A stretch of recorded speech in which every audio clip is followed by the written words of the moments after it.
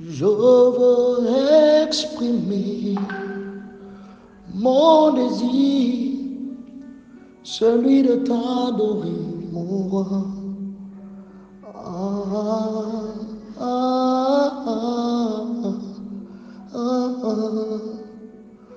Je veux exprimer mon désir, celui de t'adorer, mon roi.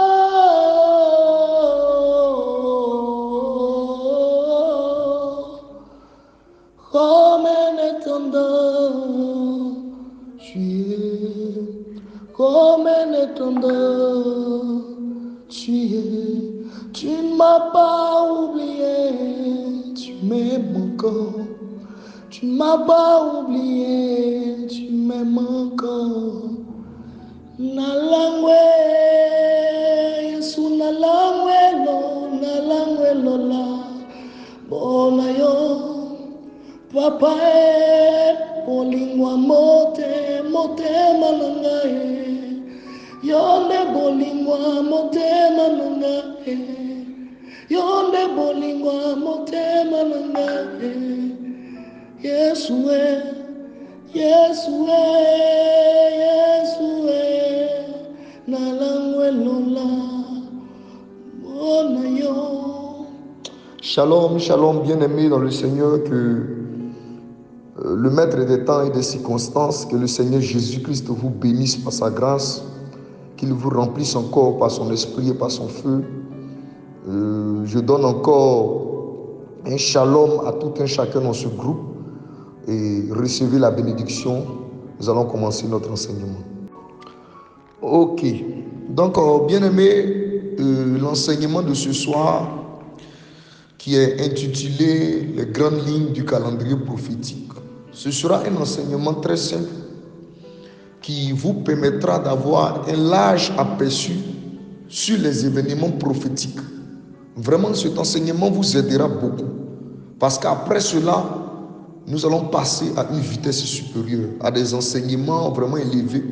Et cet enseignement vous permettra de comprendre beaucoup de choses. Vraiment, soyez connectés et que la grâce du Seigneur soit avec vous.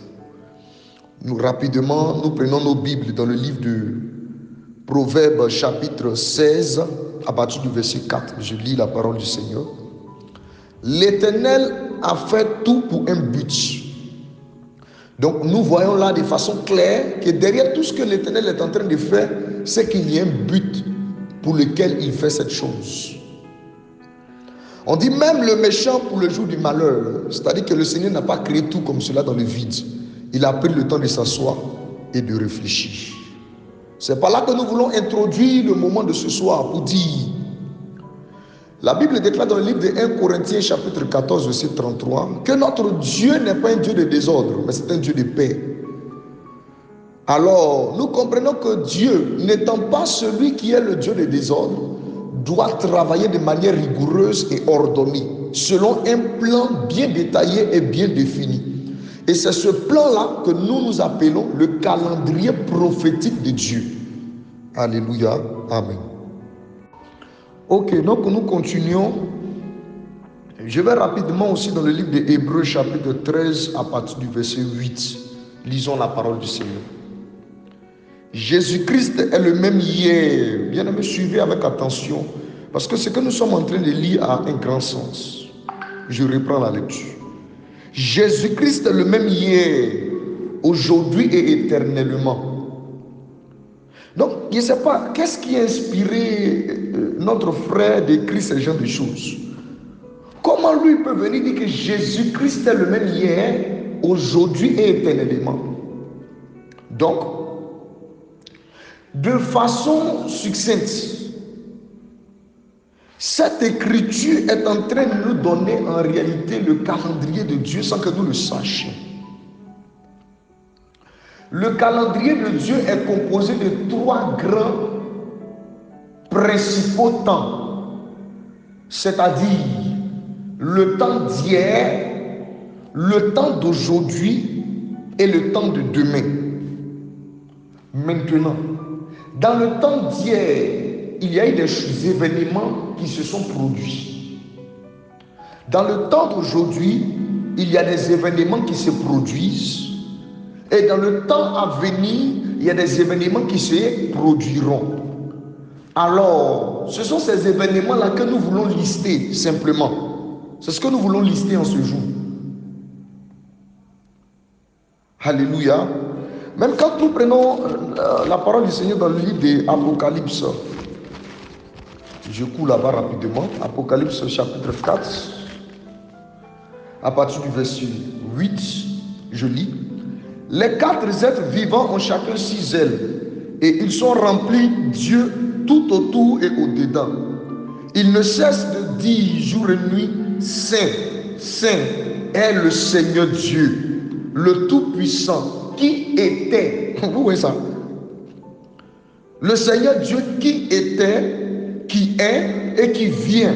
Mais cette écriture-là, c'est interprété dans le livre de Hébreux. Hébreux chapitre 13.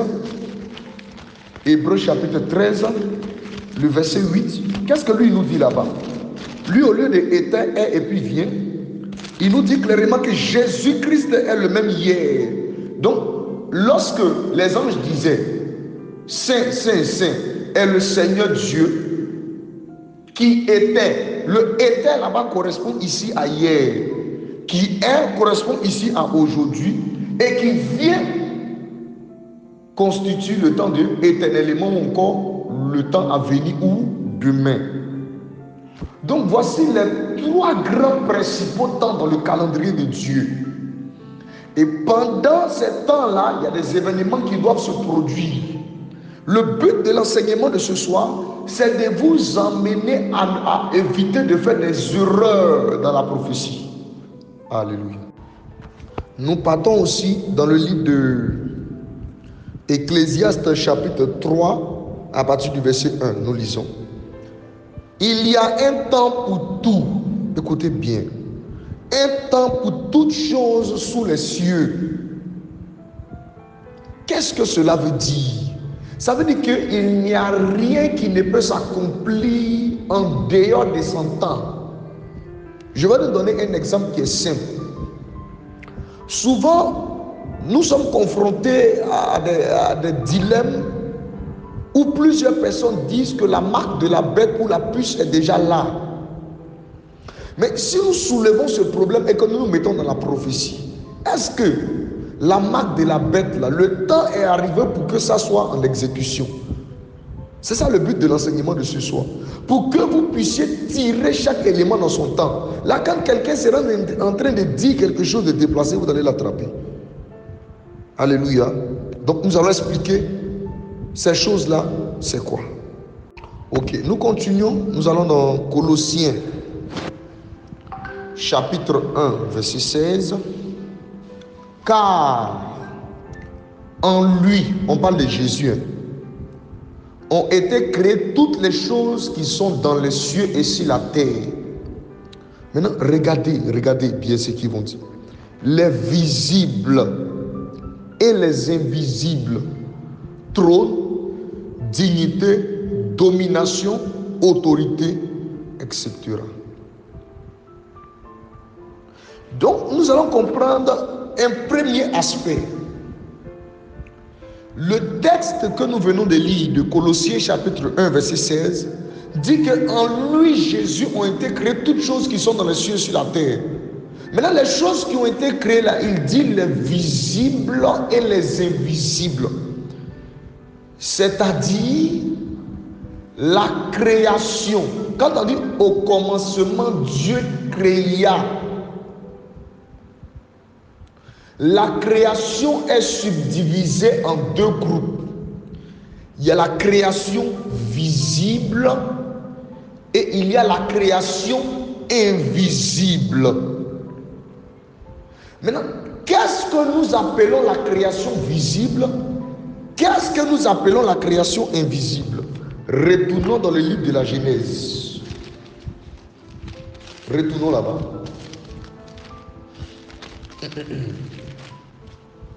Je lis à partir de Genèse chapitre 1 verset 1. Au commencement, Dieu créa les cieux et la terre.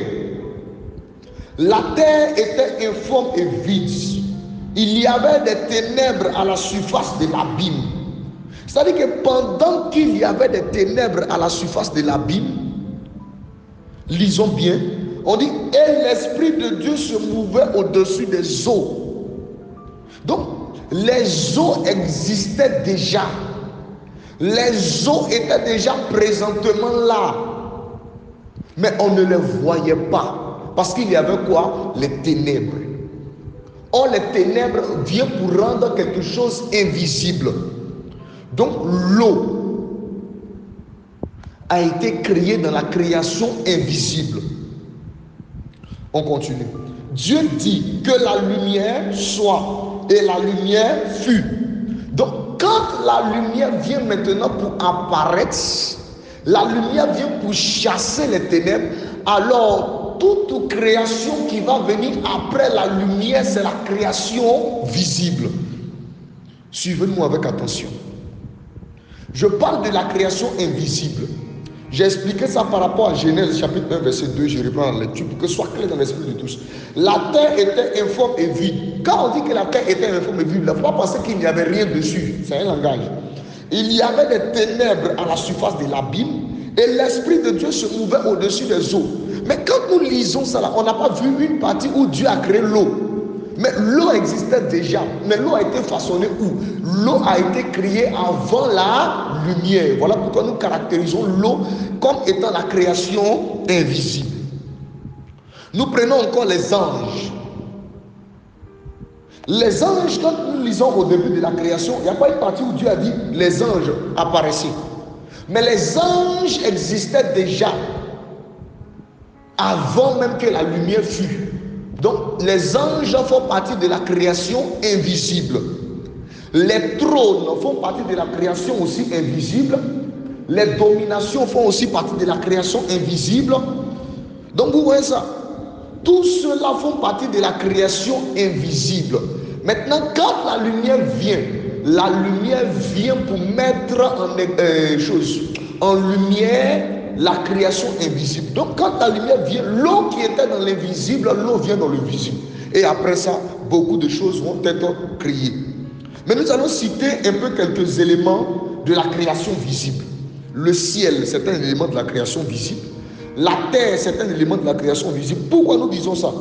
Et Genèse chapitre 1, verset 6, Dieu dit qu'il y ait une étendue d'entre les eaux, qu'elle sépare les eaux avec les eaux. Dieu appela l'étendue ciel. Or, le ciel a été créé après que Dieu ait dit que la lumière soit. Donc, le ciel est dans la création visible. La terre aussi est dans la création visible. L'homme, c'est-à-dire Adam et Ève, sont dans la création visible. Les animaux sont dans la création visible. Les arbres sont dans la création visible. Les oiseaux sont dans la création visible. Mais quant aux anges, aux dominations, eux sont dans la création invisible. Alléluia. Ok, nous continuons. Donc nous sommes en train d'expliquer la création visible et la création invisible. Mais je commence par dire que la création invisible est la première création de Dieu. La création visible, c'est la seconde création. Je vais lire un texte. Éphésiens chapitre 1, verset 4. En lui, Dieu nous a élus avant la fondation du monde. Donc, on dit que Dieu nous a élus avant que le monde ne soit fondé. Avant que le monde existe, l'Écriture dit que Dieu nous avait déjà élus. C'est par là, nous comprenons que la création invisible, c'est la création qui a existé avant la fondation du monde. Et dans cette création invisible, c'est là que Dieu a créé les anges, c'est là que Dieu a créé l'eau et plein d'autres choses. Mais on ne va pas s'attarder dessus parce que si on veut rentrer trop dans les détails, on ne finira jamais l'enseignement. Maintenant, par la suite, Dieu va faire ce qu'on appelle la création visible.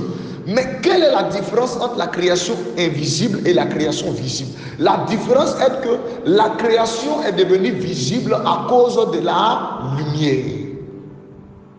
Sinon, la création était invisible au départ. C'est la première création de Dieu. Je vais prendre par exemple le livre de Ecclésiaste. Retournons rapidement. Prenons le livre de Ecclésiaste. Non, je crois bien Proverbe. Proverbe, chapitre 8.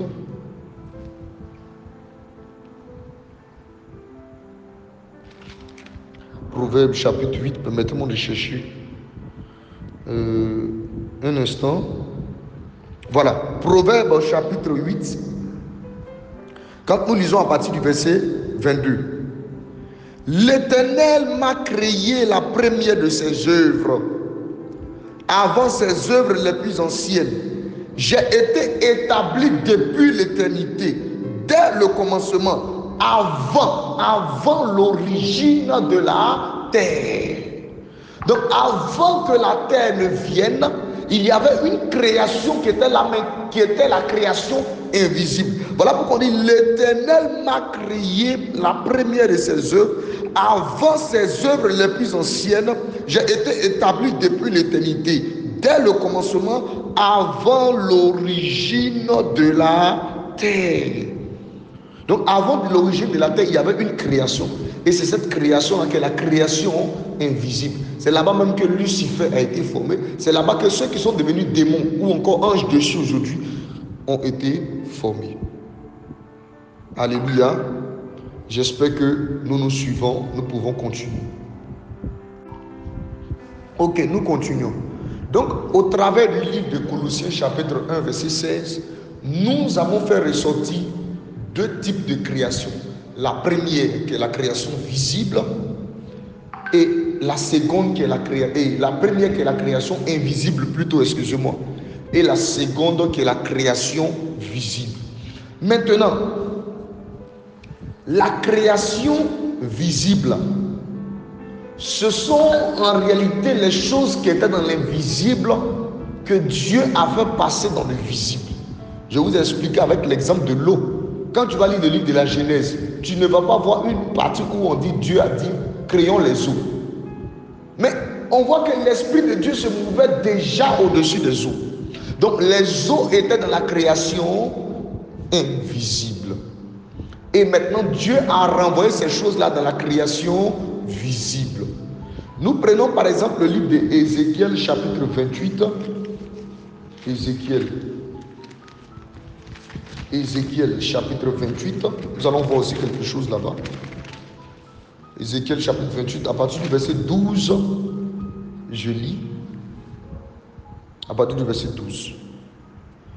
Fils de l'homme, prononce une complainte sur le roi de Tyr et tu lui diras: ainsi parle l'Éternel, tu mettais le sceau à la perfection, tu étais plein de sagesse, parfait en beauté, tu étais en Éden, le jardin de Dieu. Tu étais couvert de toute espèce de pierres précieuses, de sardoine, de topaz, de diamants, de chrysolite. Donc, celui dont ils sont en train de parler ici, là, c'est celui qui est devenu aujourd'hui le diable. Sinon, avant, il n'était pas le diable, mais il était chérubin protecteur. Et on dit qu'il était quoi? Il était couvert de toute espèce de pierres précieuses. Donc, c'est-à-dire que si lui, il était couvert de toute espèce de pierres précieuses, alors que lui, il a été créé dans la création invisible, c'est que les pierres précieuses étaient dans la création invisible. Mais quand nous allons revenir aussi dans la création visible, nous allons voir plus tard, même nous le constatons, les pierres précieuses, chrysolite, sardoine, émeraude, onyx. Même sur cette terre-là, il y a des personnes qui sont tombées sur ces pierres-là. Mais ces pierres-là ont existé d'abord dans la création invisible et Dieu les a ramenées dans la création visible. Donc la création visible, c'est la résultante de la création invisible. Alléluia. Amen. Maintenant, nous continuons. Il faut que vous compreniez bien, parce que c'est très bénéfique ces enseignements. Et je retourne dans Ecclésiaste chapitre, non, il dit Ecclésiaste encore, Proverbe chapitre 8, verset 22. Proverbe 8, verset 22. Je lis encore. L'Éternel m'a créé la première de ses œuvres, avant ses œuvres les plus anciennes. J'étais établi depuis l'éternité. Il faut qu'on vous explique ça. C'est quoi l'éternité? L'éternité, c'est en réalité le lieu où Dieu se fait appeler éternel. Et dans l'éternité, il est seul. Il n'est pas avec quelqu'un. Suivez-moi bien. Il est seul. Maintenant, je vais parler terre à terre. Dieu, il est seul. Mais comment saura-t-on qu'il est Dieu? On saura qu'il est Dieu s'il y a quelqu'un qui l'adore. Si on te dit par exemple que Baye est Dieu pour des peuples, c'est qu'il y a des personnes qui l'adorent. Si on dit tel est Dieu, c'est qu'il y a des adorateurs qu'il a. Alors Dieu étant seul dans l'éternité, il veut montrer que lui il est Dieu. Donc pour montrer qu'il est Dieu, il va emboîter le pas de la création. Il va commencer à faire les choses dans un but. C'est ce qu'on a lu au départ. Dieu fait toutes choses pour un but. Donc il commence à créer et il veut que maintenant la création l'adore. Là, quand la création l'adore, c'est là maintenant qu'on dira qu'il est Dieu. Je retourne dans Apocalypse. Le verset que je vous ai donné dans Apocalypse, Apocalypse chapitre 4. Je vais là-bas rapidement. Excusez-moi, je suis avec mon épée. Je n'ai pas pris à faire des téléphones aujourd'hui. Donc, je vais chercher à la Apocalypse chapitre 4. Et regardez ici, Apocalypse chapitre 4, à partir du verset 8. Les 4 êtres vivants ont chacun 6 ailes. Ils sont remplis de Dieu tout autour et au-dedans. Et ils ne cessent de dire jour et nuit, Saint, Saint, Saint est le Seigneur Dieu. Donc, ouais, ceux qui étaient en train de l'adorer l'ont appelé comment? Le Seigneur Dieu. Mais s'il n'a pas créé, comment on va l'appeler le Seigneur Dieu? Alors Dieu, pour qu'on puisse l'appeler Dieu, pour qu'on sache qu'il est Dieu, il va entrer dans la création. Et la première création qu'il va commencer à entamer, quand il sort de l'éternité, c'est la création invisible. Mais la création invisible, comment on va t'adorer, puis on saura aussi que tu es Dieu? Dieu continue maintenant et puis il entre dans la création visible. Et quand il entre dans la création visible, il veut que ceux qui l'ont créé puissent l'adorer. Et c'est quand il adore, c'est là maintenant que lui pourra s'appeler Dieu. Donc avant les deux créations, il y avait un temps qu'on appelle l'éternité où Dieu est seul. Dieu entre dans la première création qui est la création invisible, mais n'est pas visible. Comment on saura? Alors Dieu entre maintenant dans la création visible, où quand il entre automatiquement dans la création visible, son calendrier se déclenche. Vous avez vu, on a tourné pour revenir ici. Son calendrier se déclenche et va se subdiviser en 3 temps. Le temps passé, le temps présent et le temps futur. Alléluia. Ok, donc nous continuons. Donc nous étions arrivés sur le cas de la création visible. Maintenant, regardez ici. Romains chapitre 5, nous lisons à partir du verset 12. C'est pourquoi, comme par un seul homme, le péché est entré dans le monde. Je vais faire la corrélation avec le livre d'Éphésiens. Je vais dans Éphésiens et puis vous allez mieux comprendre. Éphésiens chapitre 1, verset 4. En lui, Dieu nous a élus avant la fondation du monde. Vous voyez ça? Donc quand Dieu fonde le monde, c'est la création visible. On retourne dans Romains chapitre 5, verset 12. C'est pourquoi, comme par un seul homme, le péché est entré dans le monde, et par le péché la mort. Alors, la seconde création est tombée dans la corruption. Vous voyez ça? Parce que la mort est entrée dans le monde. Le péché est entré dans le monde. Donc la seconde création qui était là n'avait plus essence d'être là. Parce que nous nous suivons. Alors, comme notre Dieu est amour, comme notre Dieu est bon, comme notre Dieu est merveilleux, il va nous ramener dans une troisième création. D'où le temps passé ou le temps d'hier, c'est le temps qui débute avec la fondation du monde et qui va s'achever au début de la troisième création. Suivez-moi bien. Donc nous sommes en train de délimiter les choses comme cela. Et pendant tout ce temps-là, il y a eu des événements qui se sont passés. Mais nous n'allons pas perdre le temps dessus. On va directement pour expliquer la troisième création. Ok. Donc nous continuons maintenant. Nous sommes au niveau de la troisième création. Parce qu'on a vu bel et bien que la seconde création est tombée dans la corruption. Parce que le péché est entré dans le monde. Donc Dieu va recréer maintenant les choses. Oh. Et nous avons dit que depuis la fondation du monde jusqu'au début de la nouvelle création, tout ce temps-là, c'est le temps d'hier, c'est le temps passé. Alléluia. Je suis dans 2 Corinthiens chapitre 5 à partir du verset 17. Lisons la parole du Seigneur. Si quelqu'un est en Christ, il est une nouvelle créature. Oh! Non, la parole est merveilleuse. Vraiment, la Bible, là, il sait pas. Dieu, il est merveilleux. Si quelqu'un est en Christ, il est une nouvelle créature. Donc, pour être dans la nouvelle création, il faut être en Christ. Donc, par là, nous allons exhorter un peu le peuple de Dieu avant de continuer. Parce que quand on monte, il faut savoir descendre. Mais je continue la lecture. Les choses anciennes sont passées. Voici, toutes choses sont devenues nouvelles. Et tout cela vient de Dieu, qui nous a réconciliés avec lui par Christ et qui nous a donné le ministère de la réconciliation. Alléluia. Alléluia.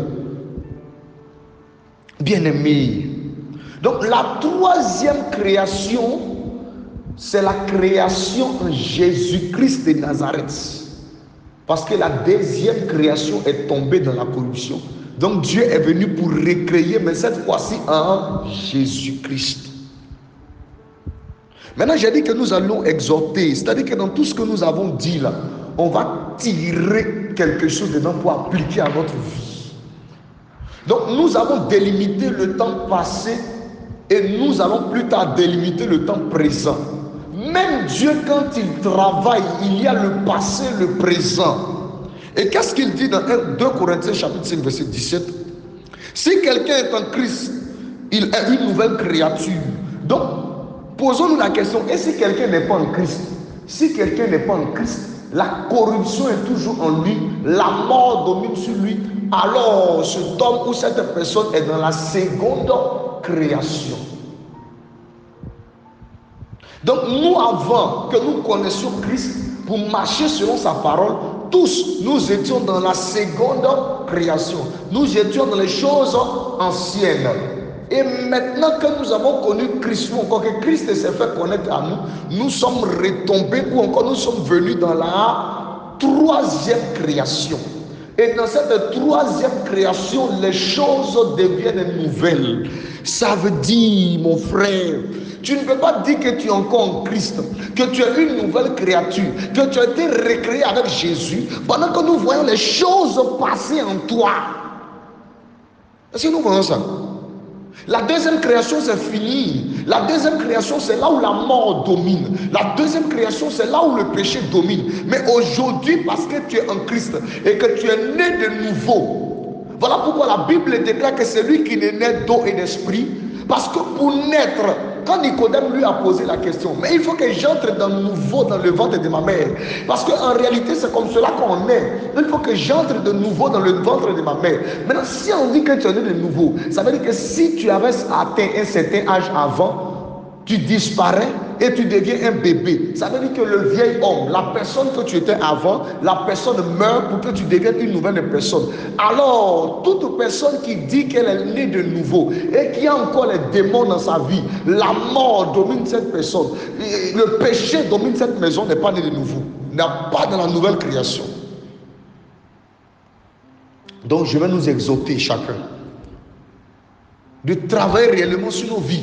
Si nous voulons être de la troisième création, si nous voulons être dans le temps présent, si nous voulons être dans le temps d'aujourd'hui, que le Seigneur soit béni.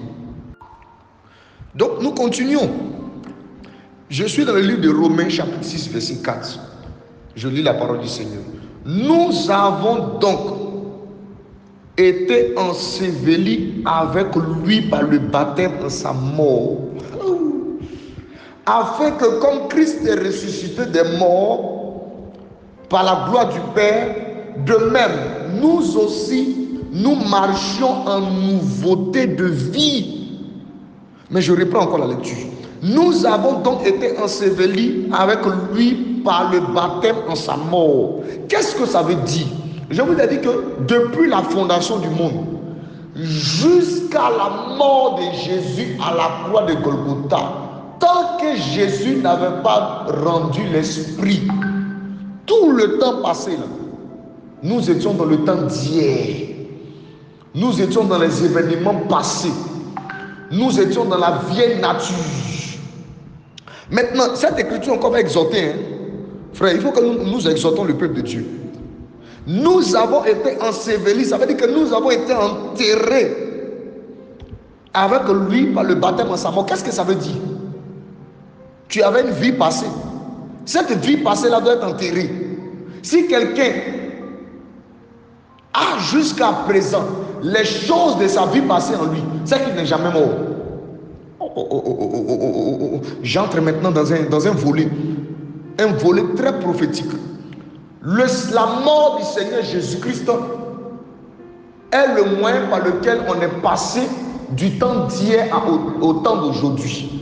Je parle doucement. Ça veut dire que c'est quand Jésus est mort là, que le temps passé est fini. Vous voyez, que le temps passé est fini, que le temps passé a pris fin.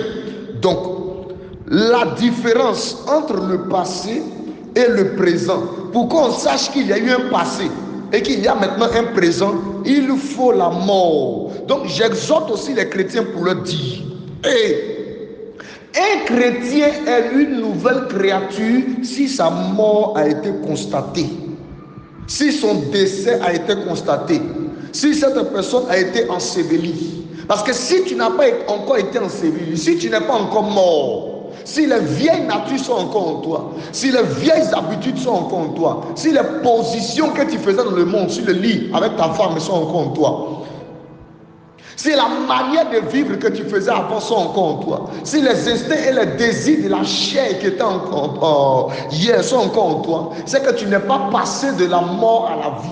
C'est que tu n'es pas passé de la seconde création à la troisième création en Jésus. C'est que tu n'es pas encore né de nouveau. Tu n'as pas été recréé en Christ.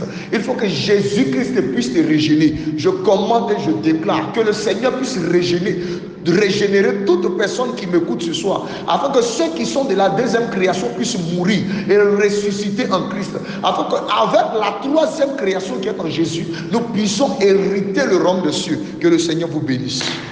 Amen. Donc nous continuons. Romains chapitre 10 verset 4. On va exhorter encore. Romains 10 verset 4. Car Christ est la fin de la loi. Vous voyez ça?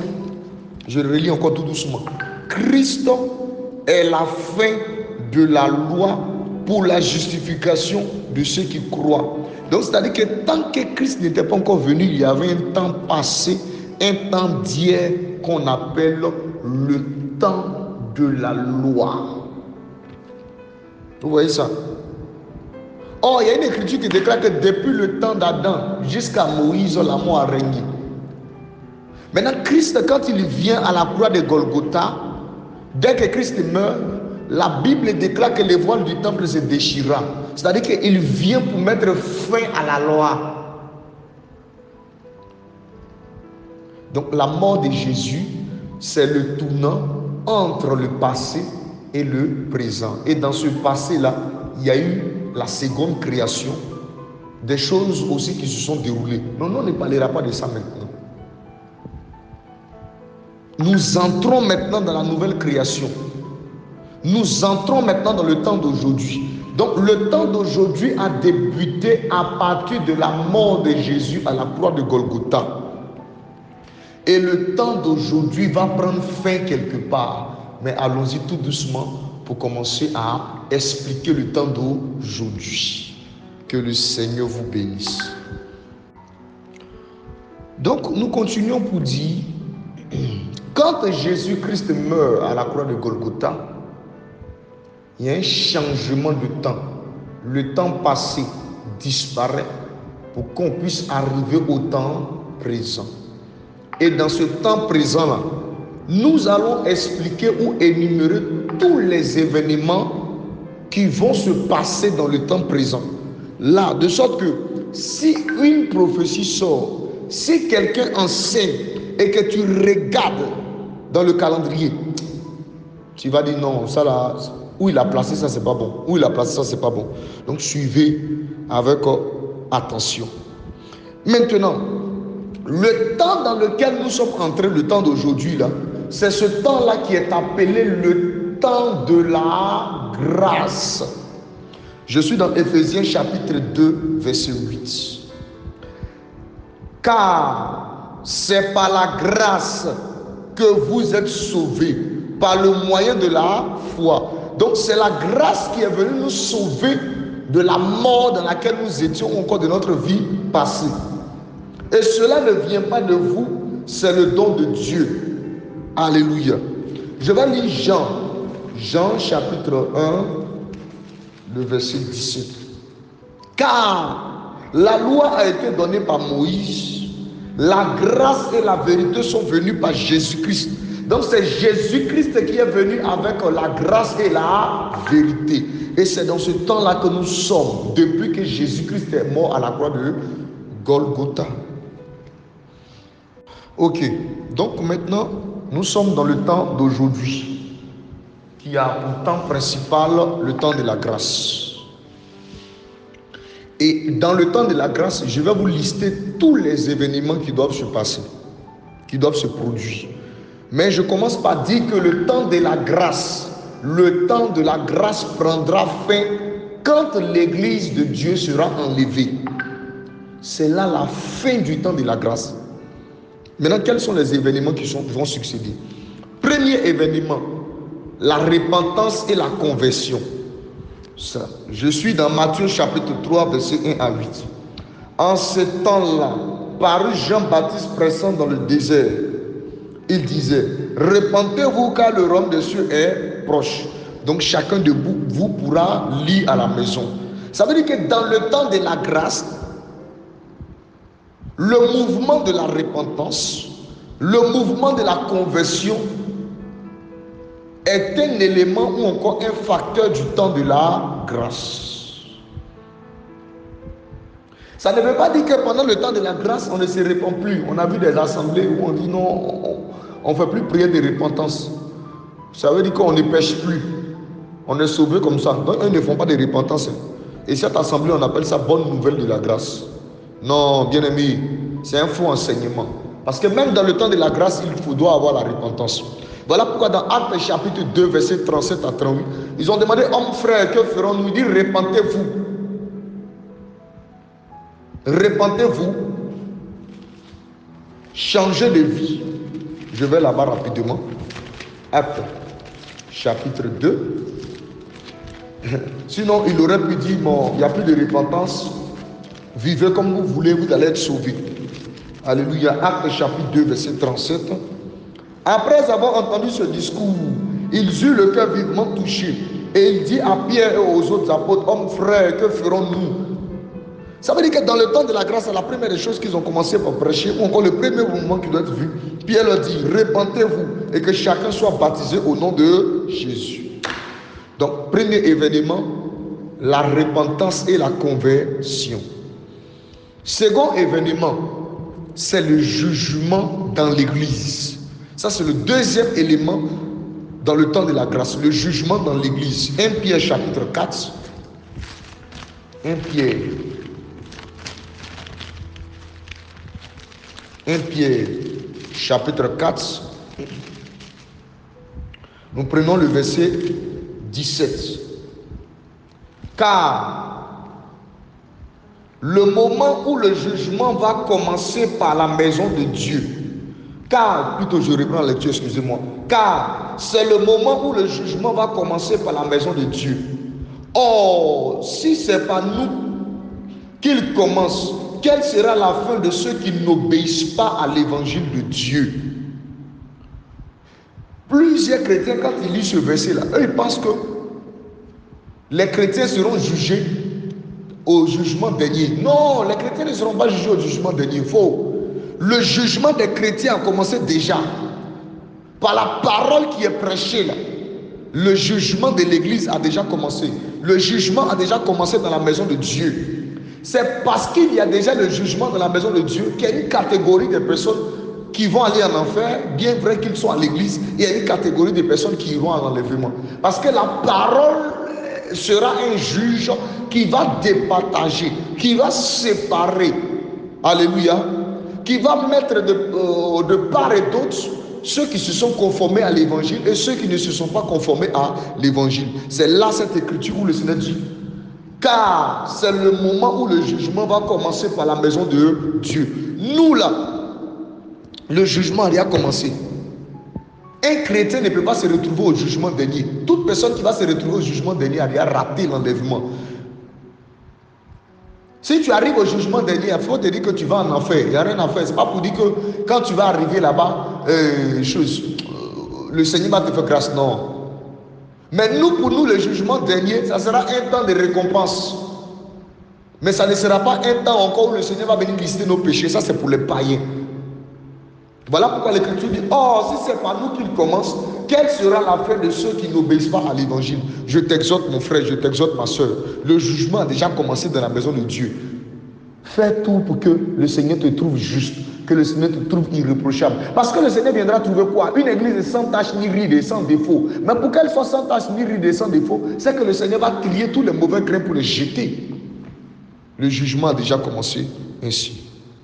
Ok, donc maintenant, nous sommes dans le temps d'aujourd'hui, qui a pour temps principal le temps de la grâce. Et dans le temps de la grâce, je vais vous lister tous les événements qui doivent se passer, qui doivent se produire. Mais je commence par dire que le temps de la grâce prendra fin quand l'église de Dieu sera enlevée. C'est là la fin du temps de la grâce. Maintenant, quels sont les événements qui vont succéder? Premier événement, la repentance et la conversion. Ça, je suis dans Matthieu chapitre 3, verset 1 à 8. En ce temps-là, parut Jean-Baptiste pressant dans le désert. Il disait, repentez-vous car le royaume des cieux est proche. Donc chacun de vous pourra lire à la maison. Ça veut dire que dans le temps de la grâce, le mouvement de la repentance, le mouvement de la conversion est un élément ou encore un facteur du temps de la grâce. Ça ne veut pas dire que pendant le temps de la grâce, on ne se répand plus. On a vu des assemblées où on dit non, on ne fait plus prière de repentance. Ça veut dire qu'on ne pêche plus. On est sauvé comme ça. Donc, eux ne font pas de repentance. Et cette assemblée, on appelle ça bonne nouvelle de la grâce. Non, bien aimé, c'est un faux enseignement. Parce que même dans le temps de la grâce, il doit avoir la repentance. Voilà pourquoi dans Actes chapitre 2, verset 37 à 38, ils ont demandé, hommes frères, que ferons-nous? Ils disent, repentez-vous. Repentez-vous. Changez de vie. Je vais là-bas rapidement. Actes chapitre 2. Sinon, il aurait pu dire, bon, il n'y a plus de repentance. Vivez comme vous voulez, vous allez être sauvés. Alléluia. Actes chapitre 2, verset 37. Après avoir entendu ce discours, ils eurent le cœur vivement touché Et il dit à Pierre et aux autres apôtres, hommes frères, que ferons-nous? Ça veut dire que dans le temps de la grâce, la première des choses qu'ils ont commencé par prêcher, ou encore le premier mouvement qui doit être vu, Pierre leur dit, répentez-vous et que chacun soit baptisé au nom de Jésus. Donc, premier événement, la repentance et la conversion. Second événement, c'est le jugement dans l'église. Ça, c'est le deuxième élément dans le temps de la grâce, le jugement dans l'église. 1 Pierre chapitre 4. 1 Pierre chapitre 4. Nous prenons le verset 17. Car le moment où le jugement va commencer par la maison de Dieu, car, plutôt je reprends la lecture, excusez-moi, car c'est le moment où le jugement va commencer par la maison de Dieu. Or, si ce n'est pas nous qu'il commence, quelle sera la fin de ceux qui n'obéissent pas à l'évangile de Dieu? Plusieurs chrétiens, quand ils lisent ce verset-là, eux, ils pensent que les chrétiens seront jugés au jugement dernier. Non, les chrétiens ne seront pas jugés au jugement dernier. Faux. Le jugement des chrétiens a commencé déjà. Par la parole qui est prêchée là. Le jugement de l'église a déjà commencé. Le jugement a déjà commencé dans la maison de Dieu. C'est parce qu'il y a déjà le jugement dans la maison de Dieu qu'il y a une catégorie de personnes qui vont aller en enfer, bien vrai qu'ils sont à l'église. Il y a une catégorie de personnes qui iront en enlèvement.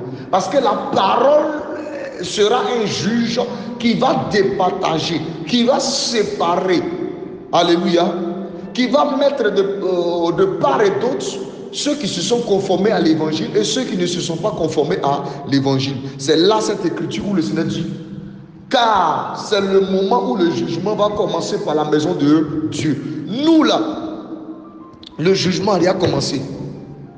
Un chrétien ne peut pas se retrouver au jugement dernier. Toute personne qui va se retrouver au jugement dernier a déjà raté l'enlèvement. Si tu arrives au jugement dernier, il faut te dire que tu vas en enfer. Il n'y a rien à faire. Ce n'est pas pour dire que quand tu vas arriver là-bas, le Seigneur va te faire grâce. Non. Mais nous, pour nous, le jugement dernier, ça sera un temps de récompense. Mais ça ne sera pas un temps encore où le Seigneur va venir lister nos péchés. Ça, c'est pour les païens. Voilà pourquoi l'Écriture dit, oh, si ce n'est pas nous qu'il commence, quelle sera la fin de ceux qui n'obéissent pas à l'évangile? Je t'exhorte mon frère, je t'exhorte ma soeur. Le jugement a déjà commencé dans la maison de Dieu. Fais tout pour que le Seigneur te trouve juste, que le Seigneur te trouve irréprochable. Parce que le Seigneur viendra trouver quoi? Une église sans tache ni ride et sans défaut. Mais pour qu'elle soit sans tache ni ride et sans défaut, c'est que le Seigneur va trier tous les mauvais grains pour les jeter. Le jugement a déjà commencé ainsi. Ok. Donc nous allons maintenant sur le troisième événement. Le troisième événement, c'est le perfectionnement des saints. Éphésiens chapitre 4. Éphésiens chapitre 4, verset 11 à 12. C'est là-bas que nous voyons ça, le perfectionnement des saints. Éphésiens 4, 11 à 12. Et il a donné les uns comme apôtres, prophètes, docteurs. Donc là, vous pouvez lire. Ok. Après, le quatrième élément qui viendra par la suite, c'est la croissance de la connaissance ou l'augmentation de la connaissance. Daniel chapitre 12, verset 4. Daniel chapitre 12, verset 4. Donc nous allons les lister. Je vais dans le livre de Daniel. Daniel 12, le verset 4. Toi, Daniel, tiens secrète ces paroles et scelle le livre jusqu'au temps de la fin. Plusieurs allons le liront et la connaissance augmentera. Vous voyez cette portion de l'écriture là. Cette portion de l'écriture trouve son accomplissement dans le temps de la grâce. Je suis en train de lister. Parce que quand on donnera les enseignements plus tard, ça va faciliter beaucoup de compréhension. Après, il y a quel autre événement encore? Il y a l'événement qu'on appelle l'apostasie. Je prends 1 Timothée chapitre 4. C'est quoi l'apostasie? 1 Timothée chapitre 4. 1 Timothée chapitre 4, le verset 1. Mais l'Esprit dit expressément que dans les derniers temps, quelques-uns abandonneront la foi pour s'attacher à des esprits séducteurs, à des doctrines de démons. C'est le fait d'abandonner la foi pour s'attacher à des esprits séducteurs, à des doctrines de démons, que nous appelons le temps de l'apostasie. Et l'apostasie a déjà commencé. Beaucoup d'églises aujourd'hui ont abandonné la vraie doctrine. Beaucoup d'églises aujourd'hui ont abandonné la véritable foi pour s'attacher à des enseignements de démons, à des esprits séducteurs, à des enseignements trompeurs. Je prends 2 Thessaloniciens chapitre 2. 2 Thessaloniciens chapitre 2, le verset 3. 2 Thessaloniciens 2, 3. Que personne ne vous séduise d'aucune manière, car il faut que l'apostasie soit arrivée auparavant. Car il faut que l'apostasie soit arrivée auparavant et qu'on ait vu paraître l'homme du péché, le fils de la perdition. Donc avant, parce que Paul est en train de parler de certains événements qui allaient arriver. Mais il dit avant tout cela, il faut que l'apostasie arrive d'abord. L'apostasie va se dérouler pendant le temps de la grâce. Ok, nous continuons. L'événement qui vient après, c'est l'événement qu'on appelle le mystère de l'iniquité. Mais ça, je vais vous l'expliquer. Prenons toujours 2 Thessaloniciens chapitre 2. C'est quoi on appelle mystère de l'iniquité? 2 Thessaloniciens chapitre 2. Je vais commencer même à partir du verset 1. Là, ça sera clair. Pour ce qui concerne l'avènement de notre Seigneur Jésus-Christ et notre réunion avec lui, nous vous prions, frères, de ne pas vous laisser facilement ébranler dans votre bon sens et de ne pas vous laisser troubler, soit par quelques inspirations, soit par quelques paroles ou par quelques lettres qu'on dirait venir de nous, comme si le jour du Seigneur était déjà là. Vous voyez? Et aujourd'hui, beaucoup de prophéties, on dit le Seigneur est déjà là, le Seigneur est déjà là, mais c'est faux. Regardez ce que Paul est en train de dire. Avec cet enseignement, vous allez chasser beaucoup de fausses choses. Regardez ce que Paul dit. Je vais lire un peu au verset 2. De ne pas vous laisser facilement ébranler dans votre bon sens et de ne pas vous laisser troubler soit par quelques inspirations, soit par quelques paroles ou par quelques lettres qu'on dirait venues de nous, comme si le jour du Seigneur était déjà là. Or, il y a des gens aujourd'hui qui donnent des prophéties, même tu vas penser que le Seigneur même là, il est sur la terre. Il y a des choses, des témoignages, même on te dit, même Jésus est déjà là. Le diable aussi, l'impie est déjà là. Mais ça là, quand vous tombez dessus, vous ramassez, vous jetez. Parce que dans le temps de la grâce, c'est pas possible. Si Jésus est là, c'est que l'église est montée. Mais tant que l'église n'est pas encore montée, pourquoi on peut dire que Jésus est là? Nous continuons. Que personne ne vous séduise d'aucune manière. Avant que le Seigneur Jésus n'arrive là, on dit car il faut que l'apostasie soit arrivée auparavant. Vous voyez, il faut que l'apostasie soit arrivée auparavant. Je descends maintenant au verset 4. L'adversaire qui s'élève au-dessus de tout ce qu'on appelle Dieu, ou de ce qu'on adore jusqu'à s'asseoir dans le temple de Dieu, se proclamant lui-même. Ne vous souvenez-vous pas que je vous disais que ces choses lorsque j'étais chez vous, et maintenant, vous savez ce qui le retient, afin qu'il ne paraisse qu'en son temps, car le mystère de l'iniquité agit déjà. C'est quoi on appelle le mystère de l'iniquité? Vous savez, après l'enlèvement de l'église, il y aura ce qu'on appelle la grande tribulation.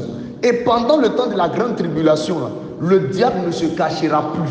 Le diable viendra en chair et en os pour frapper ce monde. Mais actuellement, là, il se cache parce qu'il y a quelque chose qui le retient. C'est ce que nous sommes en train de lire ici.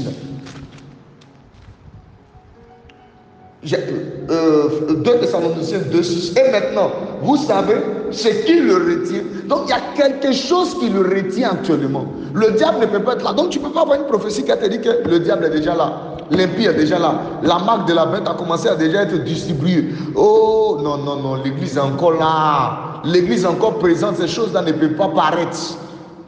Maintenant, il y a une chose qui le retient. La seule chose qui retient, c'est le Saint-Esprit présent dans son église. C'est le Saint-Esprit qui est présent parce que l'église est encore sur la terre. Et quand l'église monte, le Saint-Esprit n'est plus là. Le diable va chicoter des gens. Donc, bien aimé, je t'exhorte à rentrer dans ce bateau-là. Je t'exhorte à rentrer. C'est ça le mystère de l'iniquité. Le diable qui agit, mais il agit de façon voilée. Aujourd'hui, le diable possède les gens, mais il est voilé, on ne le voit pas.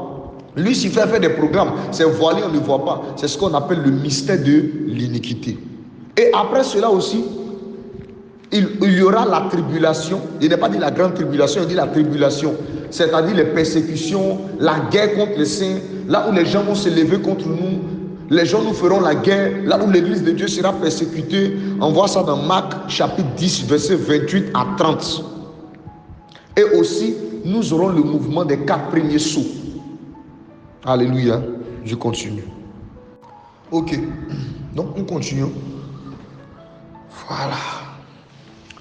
Et nous allons aussi assister à ce qu'on appelle les douleurs de l'enfantement. Quand on parle des douleurs de l'enfantement, ça parle aussi des persécutions, de tout ce que l'Église va traverser, de tout ce que chaque chrétien va traverser comme tribulation, comme persécution, comme souffrance, toutes ces genres de choses-là. On voit ça dans Jean chapitre 16, versets 20 à 22.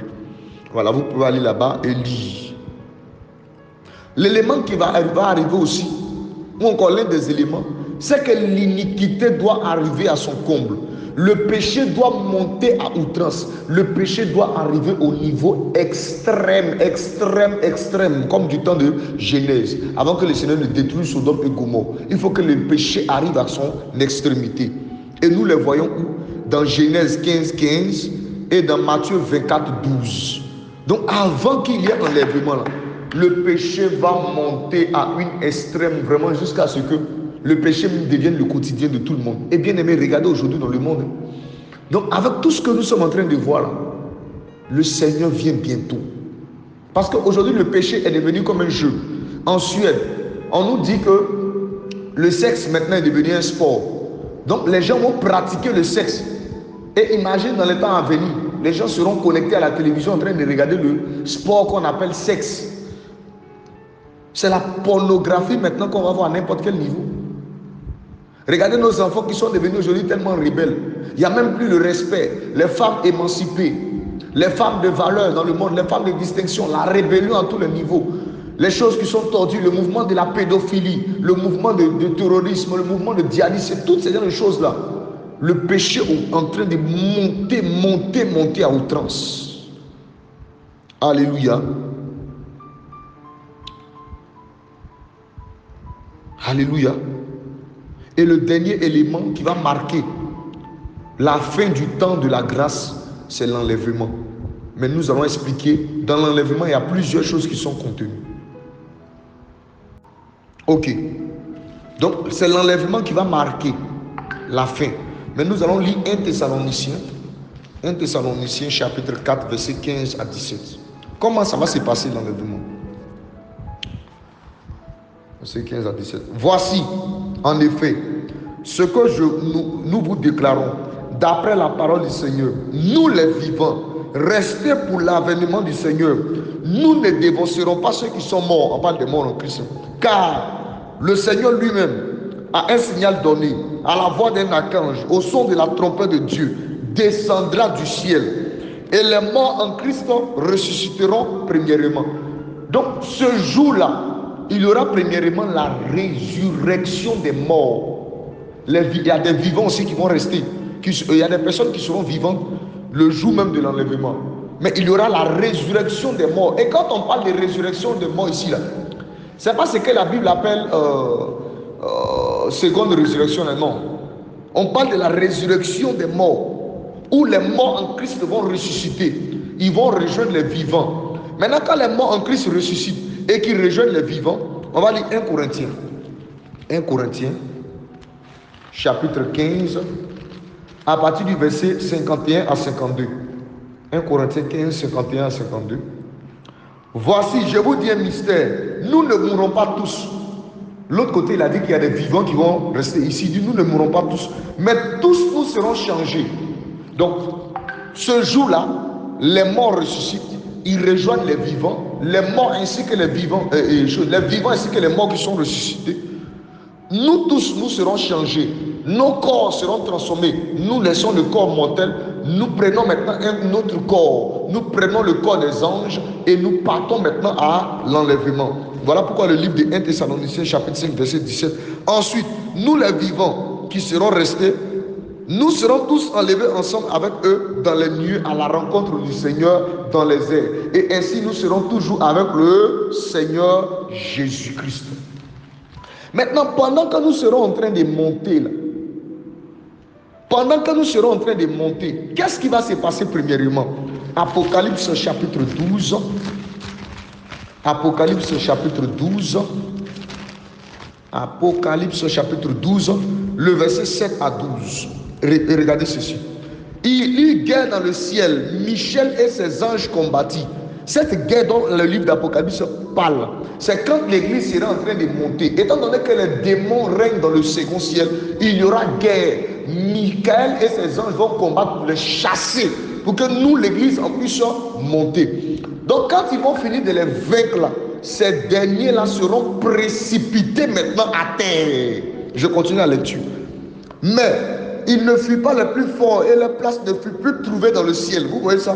Et il fut précipité, le grand dragon, le serpent ancien appelé le diable, et Satan, celui qui séduit toute la terre. Il fut précipité sur la terre et ses anges furent précipités avec lui. C'est là maintenant que le diable, qui agissait dans le mystère de l'iniquité, il va descendre maintenant et incarner un corps parce qu'il a été précipité. Parce que maintenant son temps est arrivé. Je vais aller rapidement au verset 12. Chacun peut lire à la maison. C'est pourquoi réjouissez-vous cieux. Quand on dit réjouissez-vous cieux, c'est nous l'église. On dit réjouissons-nous. Parce que nous allons à la fête des noces. Nous allons nous réjouir. Mais malheur à la terre et à la mer, car le diable est descendu vers vous animé d'une grande colère, sachant qu'il n'a que peu de temps. Et c'est cette grande colère par laquelle il est animé. Il va déchaîner cette colère-là vraiment. C'est ce qu'on appelle la grande tribulation. Donc nous allons nous arrêter là aujourd'hui. Dans la deuxième partie de cet enseignement, nous allons voir la grande tribulation et les événements qui vont arriver par la suite. Mais l'enlèvement marque la fin du temps de la grâce. La grande tribulation va venir après. Donc, à l'enlèvement, nous on monte pour aller à la fête des noces. Apocalypse chapitre 19, nous allons le voir là-bas. Apocalypse chapitre 19, verset 7 au verset 9. Réjouissons-nous et soyons dans l'allégresse et donnons-lui gloire, car les noces de l'agneau sont venues et son épouse s'est préparée. Et il lui a été donné de se revêtir d'un fin lin éclatant pur, car le lin, ce sont les œuvres justes des saints. Vous voyez? Et l'ange me dit, écrit, heureux ceux qui sont appelés au festin de noces. Et il me dit, ces paroles sont véritables. Quand on dit festin de noces, tu ne vas pas aller manger riz là-bas. Tu ne vas pas aller boire, manger foutu. Parce qu'il y a des gens qui pensent qu'ils vont aller manger là-bas. On ne mange pas au ciel. Parce qu'il n'y a plus la faim. On est devenu comme des anges, on ne mange pas là-bas. La fête des noces, c'est un temps de réjouissance. Regardez ici. Réjouissons-nous et soyons dans l'allégresse. Quand on dit fête des noces, c'est le temps de réjouissance. Nos frustrations sont enlevées. Tout ce qu'on a vécu sur la terre, c'est fini. La réjouissance et la réjouissance en abondance. Que le Seigneur vous bénisse. Je vais m'arrêter là.